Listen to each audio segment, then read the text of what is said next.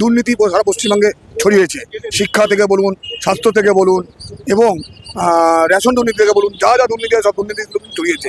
মানুষ এর থেকে পরিত্রাণ চাইছে। এবারের ভোটে কাকে এবং কেন ভালো প্রশ্ন। আপনারা দেখতে পাচ্ছেন, আপনাদের মাধ্যম দিয়ে জনগণ দেখতে পাচ্ছে যে কীভাবে দুর্নীতি সারা পশ্চিমবঙ্গে ছড়িয়েছে। শিক্ষা থেকে বলুন, স্বাস্থ্য থেকে বলুন এবং রেশন দুর্নীতি থেকে বলুন, যা যা দুর্নীতি সব দুর্নীতিগুলো ছড়িয়েছে। মানুষ এর থেকে পরিত্রাণ চাইছে।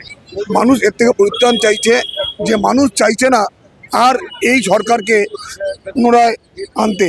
এবং লাস্ট যে পেরেডটা মাননীয় মুখ্যমন্ত্রী বেড়ে দিলেন যুবকদের ১,৫০০ টাকা করে ভাতা, এই ভাতাটা না দিয়ে যদি যে ২৬,০০০ শিক্ষক শিক্ষাকর্মীরা দিনের পর দিন ধর্নায় বসেছিলেন তাদের যদি কোনো একটা সুব্যবস্থা করে দিতেন এবং আগামী প্রজন্মের যে সমস্ত যুবক যুবতীরা পাস করে উঠেছেন তাদের জন্য যদি একটা চাকরির ব্যবস্থা করে দিতেন, আমার মনে হয় ওই ১,৫০০ থেকে অনেক বেশি ওটা গ্রহণযোগ্যতা লাভ পেত। এই ১,৫০০ টাকাটা দিচ্ছেন, এর মানে কি উনি কি ভিক্ষাবৃত্তি দিচ্ছেন? যে মানুষের আমাদের বাড়িতে যে সমস্ত কাজের মহিলারা কাজ করেন তাদেরও তো আমরা মাইনা দিই। উনি কি সেই অবস্থা সেই বেকারদের সেটাই বোঝাতে চাইলেন? কিন্তু টাকাটা কার? টাকাটা তো আমাদের সকলকার, আমাদের ট্যাক্সের টাকা দিয়ে উনি টাকাটা দিচ্ছেন, সেই ভোটের আইওয়াজ করছেন।